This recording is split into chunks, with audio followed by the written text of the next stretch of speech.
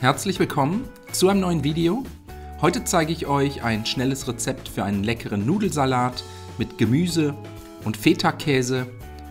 Als erstes bereiten wir dafür das Gemüse vor. Ich habe hier 400 Gramm kleine Tomaten, je nach Größe halbieren oder vierteln.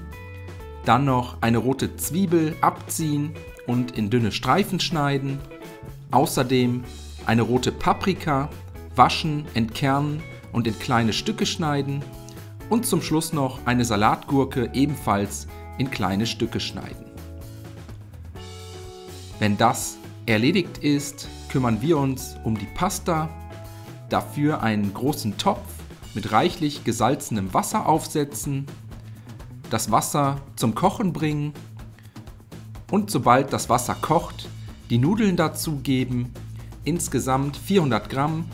Ich habe hier kleine Gabelspaghetti verwendet. Ihr könnt aber wie immer jede andere Pastasorte oder Form verwenden, die euch am besten gefällt.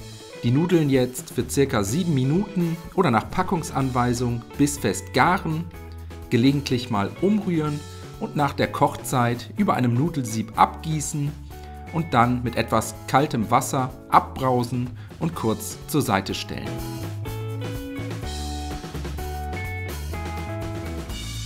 Für das Salatdressing benötigen wir 3 gehäufte Esslöffel Eiweiß, mild oder scharf, je nach Geschmack, einen guten Spritzer Zitronensaft, einen ordentlichen Schuss Olivenöl, dann noch je einen Teelöffel Rosmarin sowie Thymian. Hier könnt ihr getrockneten oder auch frischen Rosmarin und Thymian verwenden, eine gute Prise Salz und frisch gemahlenen Pfeffer. Das Ganze anschließend gut miteinander verrühren und dann sind wir im Prinzip auch schon fertig. Jetzt noch die restlichen Zutaten dazu, das Gemüse sowie die gegarten Nudeln. Alles ein letztes Mal gut umrühren, bis sich alle Zutaten gleichmäßig verteilt haben. Und dann können wir auch schon servieren. Den Nudelsalat auf tiefen Tellern verteilen.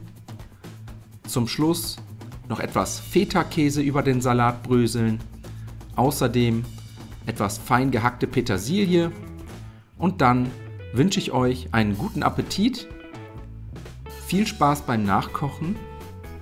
Bis zum nächsten Mal.